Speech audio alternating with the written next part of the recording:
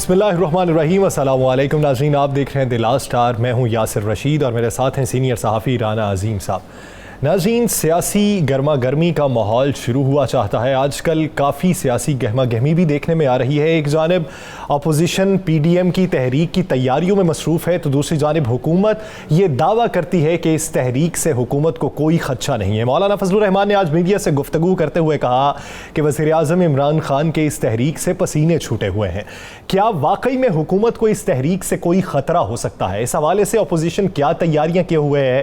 Opposition نے P D M کی جو تحریک کا لاہ عمل ترتیب دیا ہے اس میں جلسے پہلی پریورٹی پہ ہیں، اس کے بعد کون سے سٹیپ ہوں گے اور یہ تحریک حتمی مراحل میں کب داخل ہوگی؟ اسی بارے میں بات کرنے کے لیے پاکستان مسلم لیگ نون کی رہنما شہزہ فاطمہ خواجہ صاحبہ نے ہمیں جوائن کیا ہے. شہزہ صاحبہ بہت شکریہ آپ کے وقت کا. شہزہ صاحبہ، پی ڈی ایم پہ تو بعد میں بات کریں گے، پہلے بات کر لیتے ہیں میاں نواز شریف صاحب کی. تو کیا میاں صاحب کی جو وطن واپسی ہے وہ علاج کے بعد ہوگی یا پھر یہ پی ڈی ایم کی تحریک اگر مضبوط ہو جاتی ہے، عوامی رسپانس ٹھیک ٹھاک ملنا شروع ہو جاتا ہے تو میاں صاحب تب بھی واپس آ سکتے ہیں؟ بسم اللہ الرحمن الرحیم.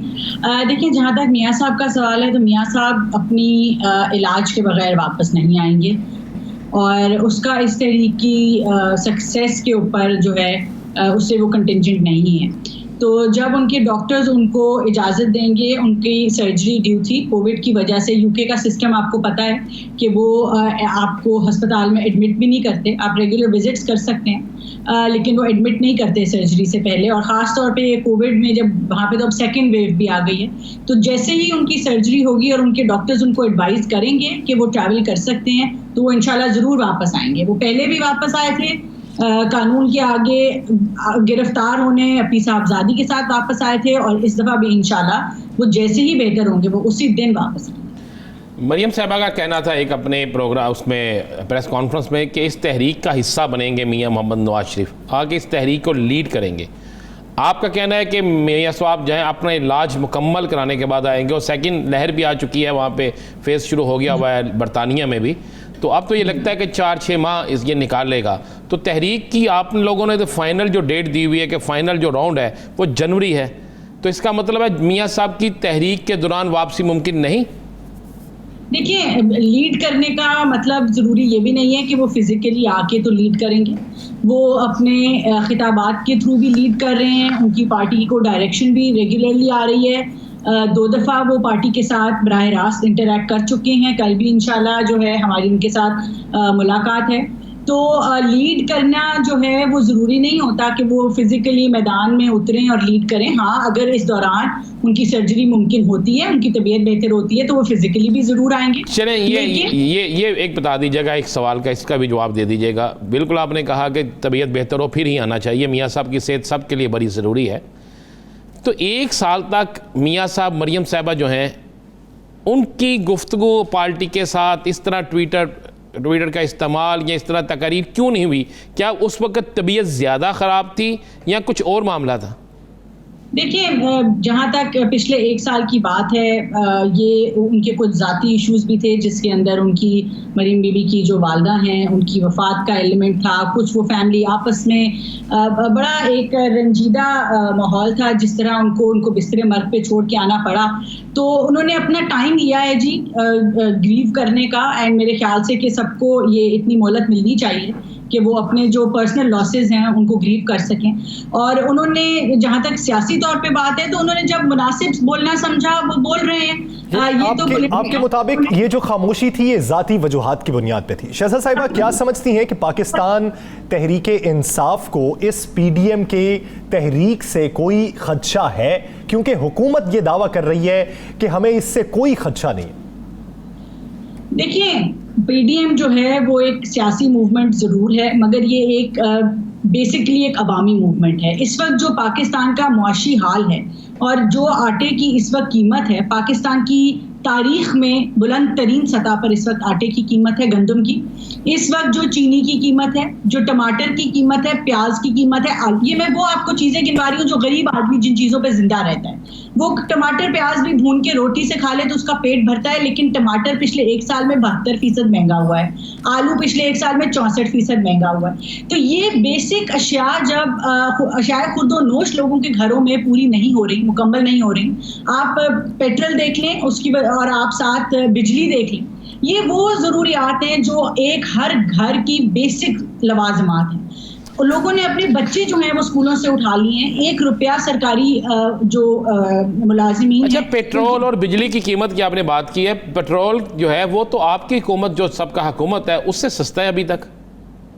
دیکھیے پیٹرول کی بالکل قیمت زیادہ ہے، لیکن پیٹرول کا ایک پرابلم ہے، پیٹرول انٹرنیشنلی پرائسز ہوتی ہیں، لیکن یہاں پہ اس دفعہ ہمیں کیا ایشو آیا کہ جب پیٹرول کرائسس آیا دنیا کے اندر اور پیٹرول پرائسز نیگیٹو میں چلی گئیں، پاکستان تب بھی جو ہے وہ اس طرح اس کا فائدہ نہیں اٹھا سکا، کیونکہ ہم نے کیا کیا کہ ہم نے اس کے اندر بائی دا وے ہم نے اس کے اندر ٹیکسز بھی نہیں بڑھائے۔ اگر آپ پیٹرول کی پرائس کا بریک ڈاؤن دیکھیں، ٹیکسیشن بھی نہیں بڑھائی، ہم نے پیٹرول مافیا کو جو ہے وہ فائدہ پہنچایا ہے۔ شہزاد صاحبہ، جب عالمی منڈی میں پیٹرول کی قیمت میں کمی واقع ہوئی تھی تب بھی نون لیگی حکومت نے اپنی جو موجودہ قیمت تھی اسے برقرار رکھا تھا، لیویز بڑھا دی تھی۔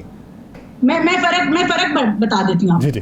جب عالمی منڈی میں اس دفعہ جو ہے پیٹرول کرائسس آیا ہے، تو اگر آپ پیٹرول کی پرائس کا بریک ڈاؤن دیکھیں تو ٹیکسز نہیں بڑھے، ٹیکسز جو ہوتے ہیں وہ پبلک انٹرسٹ میں ہوتے ہیں، وہ جو ہے ٹیکسز کی وجہ سے پبلک کٹی جو ہے وہ فائدہ اس کو پہنچتا ہے۔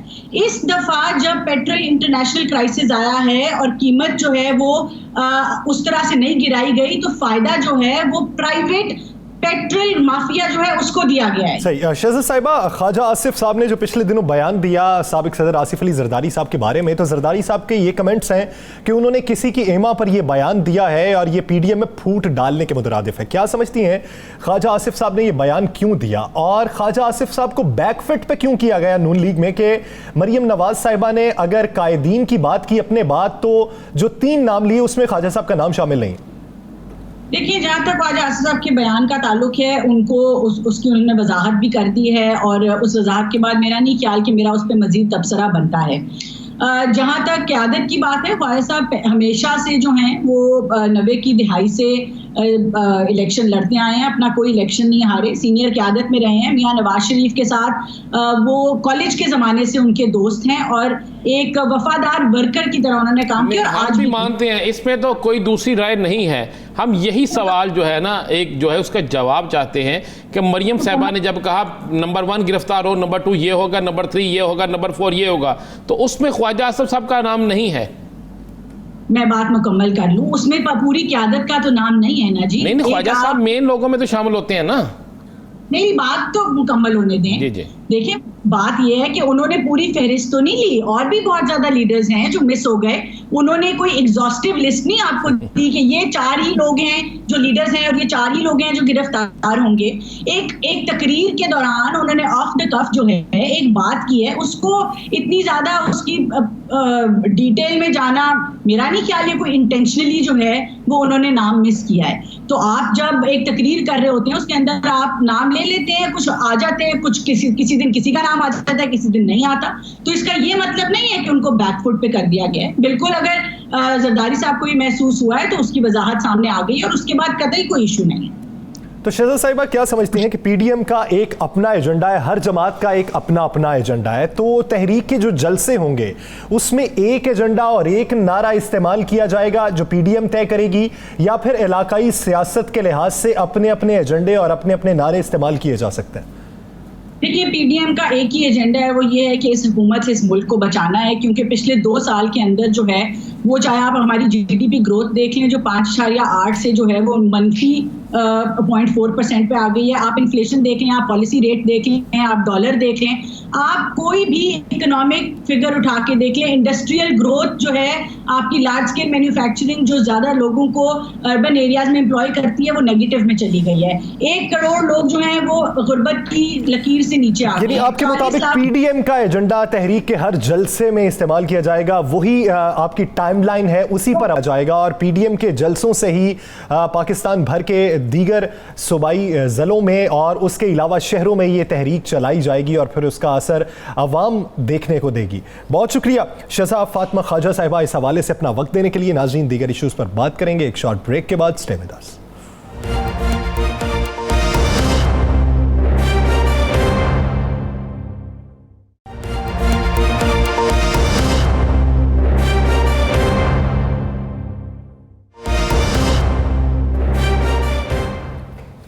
Welcome back. ناظرین بات ہو رہی ہے پاکستان ڈیموکریٹک موومنٹ کی. تحریک کا آغاز ہوگا. ہر جماعت کا اپنا ایجنڈا ہے, ہر جماعت کا اپنا ایک مینیفیسٹو ہے, لیکن مجموعی طور پر پی ڈی ایم نے ایک نیا ایجنڈا طے کیا ہے. سبھی جماعتیں اسی ایجنڈے کے تحت چلیں گی. اب گجرانوالہ کا جو جلسہ ہے تو کیا وہ پاکستان مسلم لیگ نون اس کی میزبانی کر رہی ہے, تو اس میں دیگر جماعتیں بھی ویسے ہی شرکت کریں گی جیسی پاکستان مسلم لیگ نون شرکت کر رہی ہے؟ اسی بارے میں بات کرنے کے لیے پاکستان پیپلز پارٹی کی رہنما سینیٹر سحر کامران صاحبہ نے ہمیں جوائن کیا ہے. سحر صاحبہ بہت شکریہ آپ کے وقت کا. سحر صاحبہ, گجرانوالہ کا جو پہلا جلسہ ہو رہا ہے, کیا اس میں پاکستان پیپلز پارٹی کی جو مرکزی قیادت ہے وہ ذاتی طور پر شرکت کرے گی یا پھر اس سے تقریر جو ہوگی وہ ویڈیو لنک کے ذریعے کرنے کا پلان طے ہے؟ بسم اللہ الرحمن الرحیم. دیکھیں یہ تو ابھی کچھ چیزیں جو ہے وہ طے ہو رہی ہیں. یقیناً پیپلز پارٹی کی قیادت جو ہے موجود ہوگی, اور اب آپ اگر مرکزی قیادت کی بات کر رہے ہیں تو اس کے سلسلے میں جو ہے میں سمجھتی ہوں کہ کچھ چیزیں چند دن میں وضاحت کے ساتھ سامنے آ جائیں گی. لیکن یہ میں آپ کو بتا دوں کہ پی ڈی ایم کے جتنے بھی جلسے ہو رہے ہیں اس پہ تمام جو پارٹیز ہیں وہ بھرپور طور پر شرکت کر رہی ہیں. اچھا یہ بتا دیجیے گا, پی ڈی ایم بن گئی, ہمیشہ ایسا ہوتا تھا جب متحدہ کوئی اتحاد بنتا تھا اس کا پرچم یا اس کا سلوگن ایک ہوتا تھا. ابھی تک پی ٹی ایم کا سلوگن یا پرچم یا کوئی چیز ایک نظر نہیں آئی. گجرانوالہ کے جو جلسہ ہے اس میں صرف ایک اشتہار لگ رہا ہے مریم نواز شریف کا, اس میں نہ کسی پی ڈی ایم کے دیگر لوگوں کے اشتہار ہیں نہ کوئی معاملات ہیں. تو کیا جس صوبے میں یا جو جماعت میزبان ہوگی وہ صرف اپنے ہی قائدین کو پبلسٹی کرے گی تو اپنے پی ڈی ایم کدھر چلے گی؟ دیکھیں بالکل ابھی تو آپ دیکھیں نا 16 تاریخ میں جو ہے کچھ وقت ہے, آپ کو جو ہے وہ سب کے جو ہے وہ نظر بھی آ جائیں گے. ابھی تو جو ہے جو ان کی وہاں کی ہوں گی لوکل تنظیمیں وہ اپنے اشتہار لگا رہی ہوں گی, وہ اپنے بل بورڈ لگا رہی ہوں گی, وہ اپنا جو ہے پبلسٹی کر رہی ہوں گی. لیکن آپ کو جو ہے وہ پی ڈی ایم کی مرکزی قیادت کی تصویریں بھی نظر آ جائیں گی جلد. تو یہ کہ اس میں تھوڑا سا وقت ہے, آپ کو پتہ ہے ابھی تو ڈیسائیڈ ہوئے تمام شیڈیول, آپ کو آہستہ آہستہ نظر آئے گا کہ سب کی جو ہے بھرپور پارٹیسپیشن ہے. کیا پیپلز پارٹی اور نون لیگ کا یہ جو احتجاجی تحریک ہے جس کو سب سے زیادہ لیڈ یہ دو بڑی سیاسی جماعتیں کر رہی ہیں, کیا آنے والے وقت میں ہو سکتا ہے کہ یہ دونوں سیاسی جماعتیں انتخابی اتحاد میں بھی تبدیل ہو جائیں, انتخابی اتحاد بھی بنا لیں؟ دیکھیں سیاست میں نا کوئی چیز یہ نہیں ہوتی کہ آپ کہیں کہ کوئی چیز ناممکن ہے. بالکل جو ہے ابھی ہمارا ایک ایجنڈا ہے, ہم آئین کی بالادستی چاہتے ہیں. ہم یہ چاہتے ہیں کہ پاکستان کے جو عوام ہیں ان کے بنیادی حقوق جو ہے وہ سلب نہ ہو. ہم یہ چاہتے ہیں کہ عوام کے مسائل جو ہیں وہ حل ہوں. یہ تمام چیزیں ہمارے سامنے ہیں, اور ہم یہ چاہتے ہیں کہ جو پارلیمنٹری سپریمیسی ہے وہ ہو, آئین کی سپریمیسی ہو. تو یہ اس کے اوپر جو ہے تمام جو ہے جماعتیں یکجا ہیں, اور آہستہ آہستہ یہ تو دیکھیں اس پہ بعض دفعہ یہ بھی ہوتا ہے کہ لوکل سطح پر ہو جاتے ہیں اتحاد, تو کوئی چیز ناممکن تو نہیں ہے. ہم یہ تو نہیں کہہ سکتے کہ آج ہم کوئی چیز کو آج پریڈکٹ کریں, آج پوڈ کاسٹ کریں. یہ جو وقت آئے گا تو آپ اس پہ دیکھیں گے کہ اس کے اندر سپورٹ بھی ہوگی, اس کے اندر جو ہے اتحاد بھی ہوں گے, اس کے اندر جو ہے مقابلہ بھی ہوگا. سحر صاحبہ, ہر جلسے میں جو اختتامی تقریر ہوتی ہے وہ خصوصی اہمیت کے حامل شخص کی ہوتی ہے. اب پی ڈی ایم میں تو ہر جو شخصیت ہے, جو ہر جماعت کے سربراہ ہیں وہ خصوصی اہمیت کے حامل ہیں, تو پھر جلسے میں اختتامی تقریر ہوگی کس کی؟ بلاول بھٹو زرداری صاحب کی, میاں نواز شریف صاحب کی, یا سربراہ جو ہے مولانا فضل الرحمان ان کی ہوگی, یا پھر علاقائی سیاست کے حساب سے ہر شخص کی تبدیلی ہو سکتی ہے؟ دیکھیں اس میں تبدیلی بھی ہو سکتی ہے, اور میں کہتی ہوں کہ ہر تقریر اتنی ہی اہم ہوگی, کیونکہ ہر تقریر جو ہے وہ اپنے ووٹرز کو ریپرزینٹ کر رہی ہوگی, پاکستان کے عوام کو ریپرزینٹ کر رہی ہوگی. تو آپ یہ نہیں کہہ سکتے کہ جو ہے اگر بلاول بھٹو زرداری کی تقریر ہے تو وہ مریم نواز شریف سے کم ہے, نہیں وہی پارٹی کے سربراہ ہے. اسی طریقے سے آپ یہ نہیں کہہ سکتے کہ جو ہے مولانا فضل الرحمان کی تقریر جو ہے وہ نواز شریف سے کم ہے. تو ہر سیاسی رہنما کی ایک اپنی اہمیت ہے, اور اس کی فالوئنگ ہے اور اس کی تقریر جو ہے وہ اتنی ہی اہمیت رکھے گی, اور آپ یہ دیکھیں گے کہ سب کو اسی طریقے سے سنا جائے گا اور میڈیا سب کو اسی طریقے سے کور کرے گا جس طریقے سے جو ہے ایک سیاسی پارٹی کے سربراہ کو یا رہنما کو کور کیا جانا چاہیے. سحر کامران صاحبہ, ایک سیاسی ورکر ہونے کی حیثیت سے, آپ ایک سیاسی ورکر ہونے کی حیثیت سے یہ بتائیے گا, ایک پارٹی کی رہنما کی سے ہٹ کے ایک سیاسی ورکر ہونے کی حیثیت بتائیے گا کہ اگر سابق وزیر اعظم میاں نواز شریف جو ہیں وہ آ کے اب تقاریر کر رہے ہیں, ماشاءاللہ صحت کافی بہتر ہے, تو آپ نہیں سمجھتی کہ اب انہیں پاکستان کے اندر ہونا چاہیے؟ دیکھیں, بات یہ ہے کہ میں تو ڈاکٹر نہیں ہوں کہ میں ان کی صحت کے بارے میں جو ہے کسی قسم کی کوئی ڈیکلیریشن دوں. مجھے تو سوال جو ہے عمران خان احمد نیازی سے ہے کہ اگر ان کی صحت خراب نہیں تھی تو آپ نے گمراہ کیوں کیا, اور اگر ان کی صحت خراب تھی تو اس کی وجوہات کیا تھیں.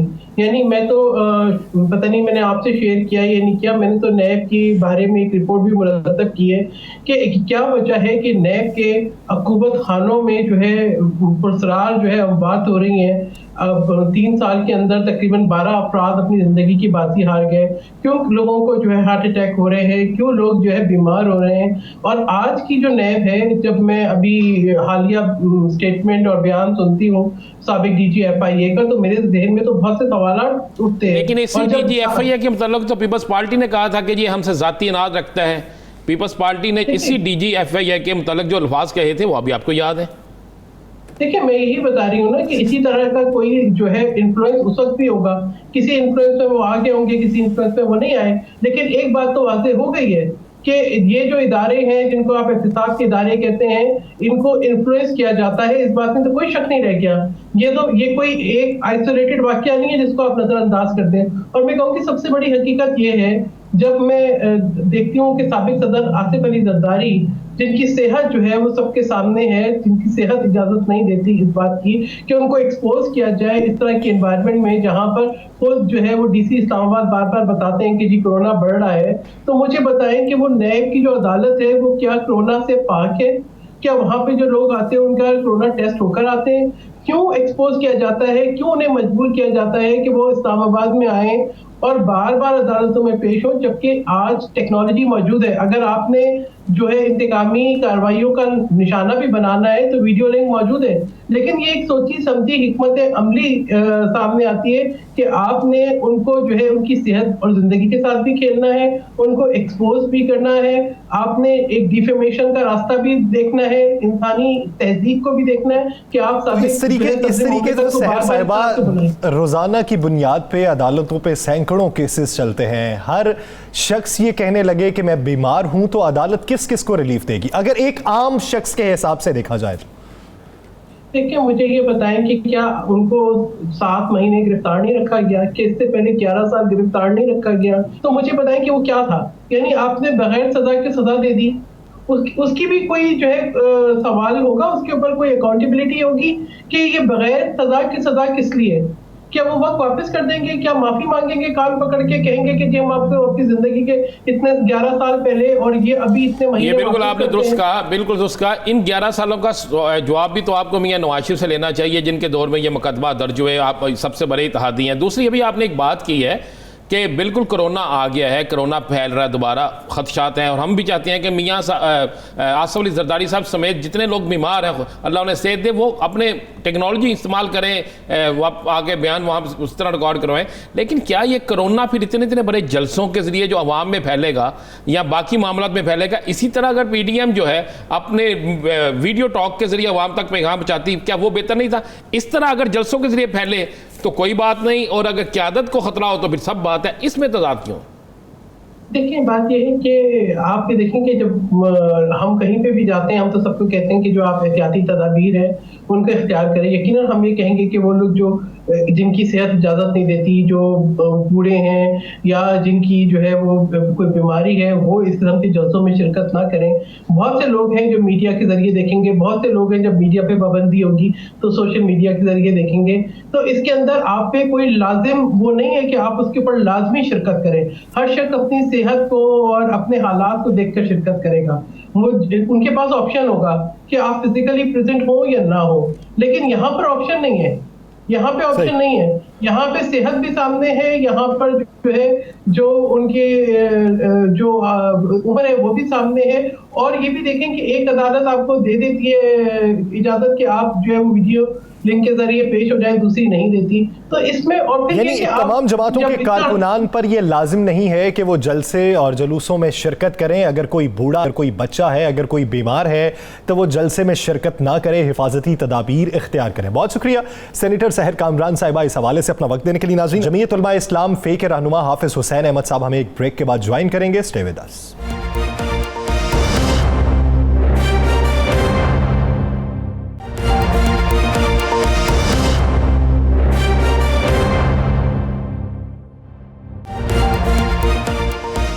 Welcome back. ناظرین, حافظ حسین احمد صاحب ہمیں جوائن کر چکے ہیں. حافظ صاحب بہت شکریہ آپ کے وقت کا. حافظ صاحب, بات ہو رہی تھی کہ کوئٹہ سے یہ جو جلسہ ہے یہ منتقل کیوں کیا گیا؟ یعنی آپ نے کوئٹہ پہلے فرض کر لیا کہ کوئٹہ میں جلسہ ہوگا, اس کی ایک تاریخ دی, پھر دوسری تاریخ دی, اس کو پھر بعد میں پنجاب سے شروع کرنے کا فیصلہ کیوں کیا گیا؟ کوئٹہ پہ کیا کوئی تحفظات تھے؟ بسم اللہ الرحمن الرحیم.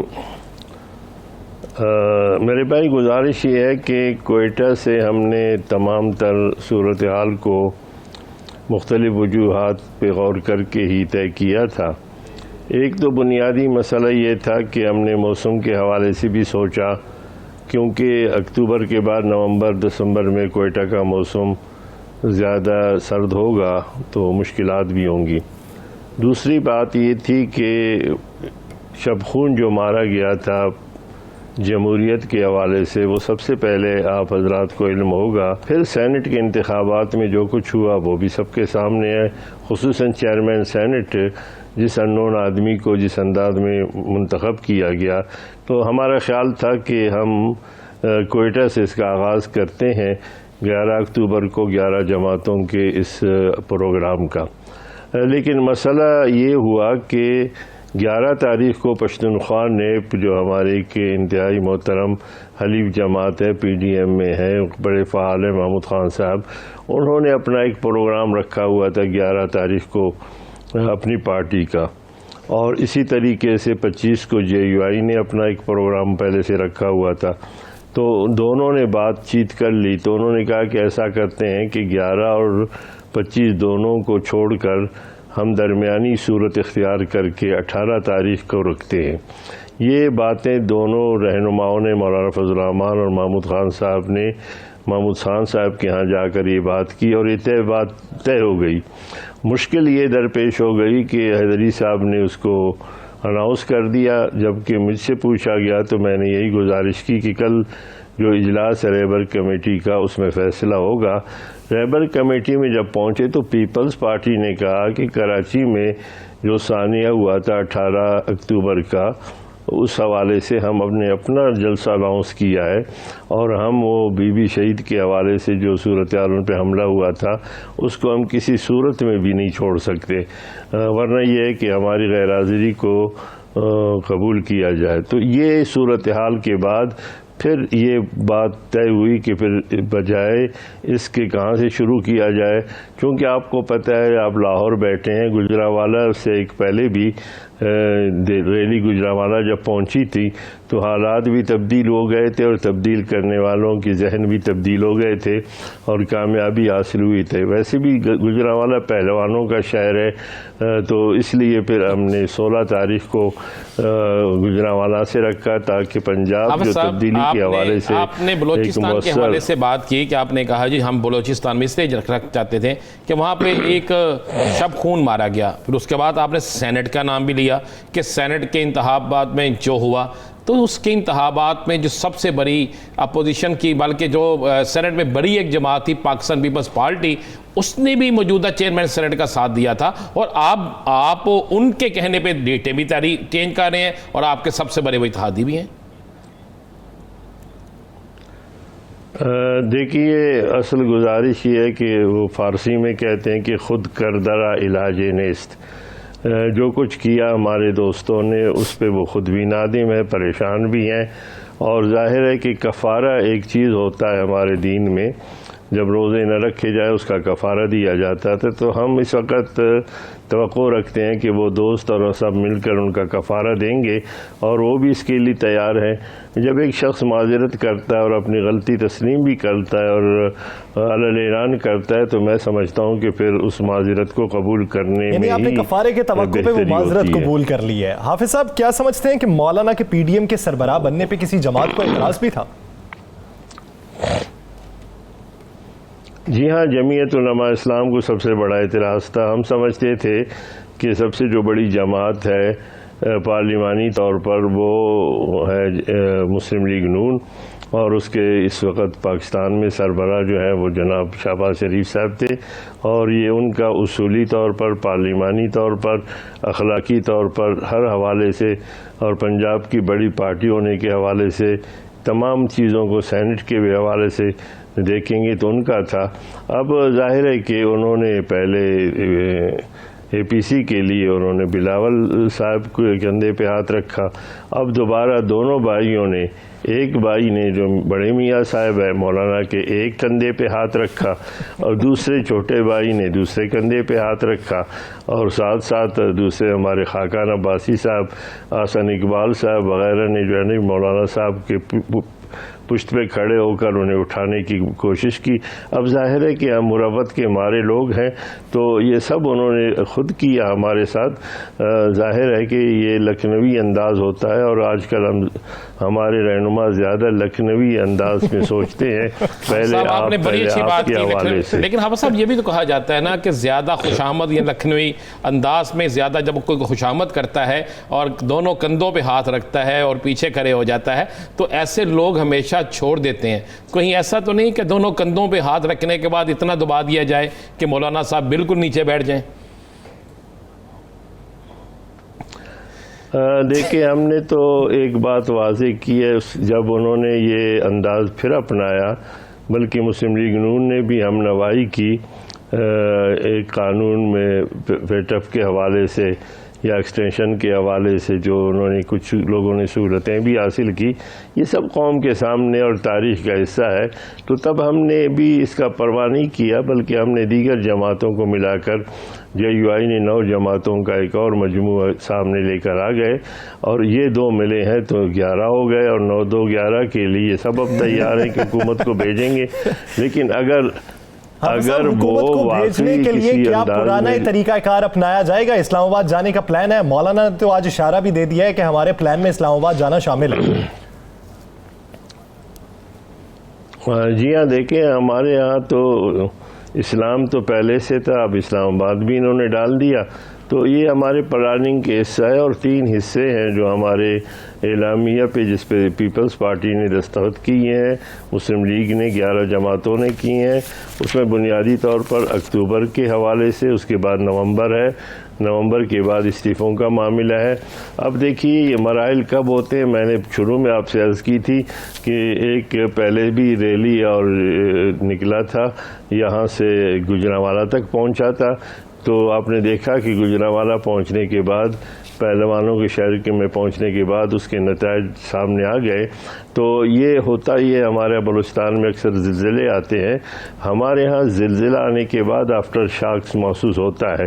یہ پہلی بار یہ ہے کہ زلزلے سے پہلے آفٹر شاک محسوس ہو رہے ہیں. یعنی 16 ابھی تک دور ہے، لیکن غداری کے مقدمات قائم کیے گئے ہیں. اور ایک اور لاہور میں آپ بیٹھے ہوئے ہیں، ایک اور گلو بٹ متعارف ہو گیا ہے جو تحریک انصاف سے تعلق رکھتا ہے. انہی گلو بٹوں کی وجہ سے حالات خراب ہوتے ہیں اور خراب کیے جاتے ہیں، اور خلائی مخلوق صاحب ایک آخری سوال کا جواب دے دیجئے گا کہ کیا اگر گجرانوالہ کے جلسے کے بعد بھی حکومت ٹس سے مس نہیں ہوتی، اور دوسرا کیا آپ سمجھتے ہیں، چونکہ آپ کے متعلق تو میں بڑا پرانا جانتا ہوں، آپ جو بات کہتے ہیں اس پہ ڈنگے کی چوٹ پہ کہتے ہیں، کیا آپ سمجھتے ہیں کہ آپ کے اتحادی استعفیٰ دے دیں گے؟ دیکھیے رانا عظیم صاحب، آپ سے پرانا تعلق ہے، بڑے مہربان ہیں میرے. میں جو کچھ کہتا ہوں سچ کہتا ہوں اپنے دماغ تجزیے کے مطابق. آپ کے جیسے صحافیوں کے مضامین اور خبریں دیکھ کر ہی اپنا लाए अमल और अपनी सोच का तयन करता हूँ।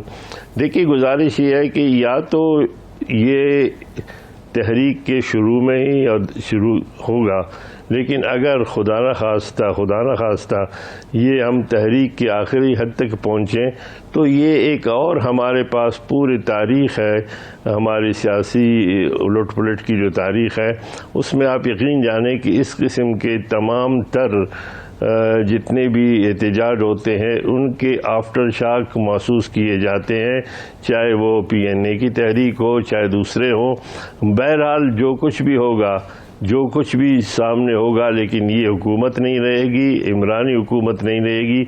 आगे क्या होगा वो वक्त आपको बताएगा, लेकिन ये मैं आपको कह देता हूं, लेकिन आप ये दावा कर रहे हैं कि ये मौजूदा हुक्म नहीं रहेगी, जलसों के बाद आखिरी हद तक भी चले जाते हैं तो आफ्टर शॉक्स भी महसूस होते रहेंगे और मौजूदा हुकूमत भी नहीं रहेगी। बहुत शुक्रिया हाफिज हुसैन अहमद साहब इस हवाले से अपना वक्त देने के लिए। नाज़रीन, बात करेंगे पाकिस्तान फिल्म इंडस्ट्री के रिवाइवल के हवाले से कि उस हवाले से क्या इकदाम किए जा रहे हैं, क्या सजेशंस हैं जो हुकूमत के पास मौजूद हैं और अदाकार इस बारे में क्या राय रखते हैं। इसी पर बात होगी एक शॉर्ट ब्रेक के बाद। Stay with us.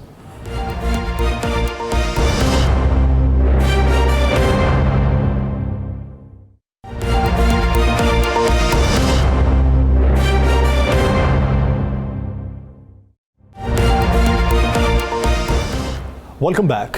नाज़रीन, एक वक्त था कि हमारी फिल्मों के तज़किरे हमसाया ममालिक में होते थे। फिल्मों की प्रोडक्शन पर बात होती थी, स्क्रिप्ट राइटिंग पर बात होती थी और अदाकार की परफॉर्मेंस के तज़किरे किए जाते थे और ख्वाहिश का इजहार किया जाता था कि काश हमारा मुल्क भी ऐसी फिल्में बना सके। फिर एक वक्त आया कि फ़िल्म इंडस्ट्री का ज़वाल शुरू हुआ, लेकिन पिछले कुछ अरसे में फ़िल्म इंडस्ट्री की बहाली फिर से होने लगी है, हमारे चर्चे फिर से होने लगे हैं। वो क्या चीज़ है जिसकी बेहतरी से हमारी इंडस्ट्री इतनी ताकतवर हो जाए कि हमारे खित्ते के अंदर हमारी फिल्मों के चर्चे हों, हमारी प्रोडक्शन के चर्चे हों। इसी बारे में बात करने के लिए मशहूर फिल्म डायरेक्टर सैयद नूर साहब ने हमें ज्वाइन किया और दीगर गेस्ट भी हमें ज्वाइन करेंगे। सैयद नूर साहब, बहुत शुक्रिया आपके वक्त का। सैयद नूर साहब, क्या समझते हैं कि मौजूदा जो हुकूमत है ये फिल्मी इंडस्ट्री की बहाली के लिए किस हद तक मुतहर्रिक दिखाई देती है? गुज़श्ता दिनों अगर देखा जाए तो बहुत से बयानात आए कि बहुत सा पैसा अब लगाया जाएगा, फिल्म इंडस्ट्री को बहाल किया जाएगा, तो किस तरीके से किया जाएगा? ये पहली गवर्नमेंट है, जैसे मैं बता रहा था अभी आपको, कि जो बड़ा सीरियस तरीके से फिल्म इंडस्ट्री के हवाले से काम कर रही है। बहुत सारी जो है सेमिनार मुनक्किद हो रहे हैं, बहुत सारी मीटिंग चल रही हैं गवर्नमेंट के साथ, सिनेमा वालों का अपनी मीटिंग चल रही है और गवर्नमेंट जो है सपोर्ट करने जा रही है बहुत सारे सिनेमास को उन शहरों के में जहां अब सिनेमा खत्म हो गए, टोटली जहां सिनेमा है ही नहीं वहां सिनेमा बनाए जा रहे हैं। और सिनेमा बनेंगे तो प्रोडक्शन भी बढ़ेगी, फिल्में भी बनाई जाएंगी। इदारे बनाने जा रहे हैं जो दुनिया में जो है वो बात कर सके, फेस्टिवल डेवलप कर सके, अवार्ड्स हो सके, एक कल्चर फिल्म का डेवलप हो सके, एक फिजा जो फिल्म के लिए हुआ करती थी वो फिर से नजर आए और वहाँ यंगस्टर जो हैं, नए बच्चे जो हैं वो आके काम करें और जो सीनियर हैं वो उनको सपोर्ट करें। सैयद नूर साहब, ये तो आपने बड़ा, बिल्कुल कोई शक नहीं कि मौजूदा गवर्नमेंट बड़ी सपोर्ट कर रही है। एक सवाल है, मैं एक सवाल आपसे पूछना चाहता हूँ, हमारी फिल्म जो है हमारे बदमाशों के नाम पे क्यों ज़्यादा बनती है? मतलब बड़ी फिल्में, मारूफ फिल्में जो है बड़े बड़े नामवर बदमाशों के नाम पे है, हमारे कौमी हीरोज़ के नाम पे फिल्में क्यों नहीं बनती? देखिए, ये भी एक वक्त था, एक दौर था, ज़रूर मैं मानता हूँ इस बात पे, लोगों ने बनाई है इस पर फिल्म। वो प्राइवेट सेक्टर से लोग आते थे, क्योंकि ये है निजी में ऐसा है कि जो आता है पैसे लगाता है, वो जैसी फिल्म चाहता है वो बना लेता है। तो उस जमाने में बनी है, लेकिन अब ऐसा हरगिज़ नहीं है, क्योंकि जब वो उस किस्म की फिल्म बनती थी लोग देखते भी थे, इसलिए बनती थी। अब उस किस्म की फिल्में देखने वाले लोग नहीं हैं और अब वैसी फिल्में नहीं बनेंगी और अच्छे टॉपिक पर फिल्म बनेंगी इंशाल्लाह। सैयद नूर साहब, मैं आपकी जानिब वापस आता हूँ। हमें यहाँ पे ज्वाइन किया है सीनियर अदाकार शेख साहब ने। शेख साहब, बहुत शुक्रिया आपके वक्त का। शेख साहब, बात हो रही है कि एक वक्त था कि हमारी फिल्मों के चर्चे हमसाया ममालिक में होते थे, स्क्रिप्ट के, अदाकारों के, लेकिन फिर एक ऐसा वक्त आया कि जब जवाल की जानिब हम गामजन हुए और अब फिर से बहाली शुरू हो रही है। क्या वजह है कि अब इस बहाली में हम में कमी कहाँ पर है? मौजूदा अगर वक्त देखा जाए तो टर्किश जो फिल्म इंडस्ट्री है वो बड़ी खुल के सामने आ रही है। ہمارے اندر کیا وہ ٹیلنٹ موجود نہیں ہے؟ بہت سے بڑے بڑے اداکار ہیں، بڑے بڑے فلم ڈائریکٹر ہیں، اسکرپٹ رائٹر ہیں، تو ہم ویسا کام کیوں نہیں کر سکتے؟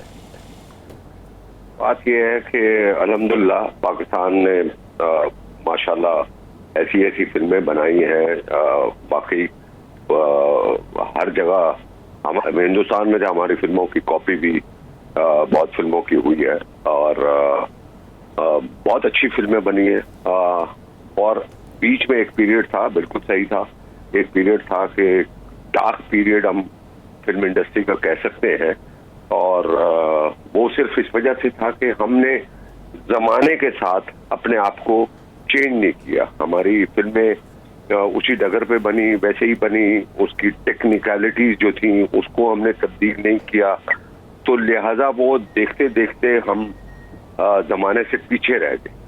اور جہاں تک آپ بات کر رہے ہیں ٹرکی کی، کہ بھئی ٹرکی آبویسلی ٹرکی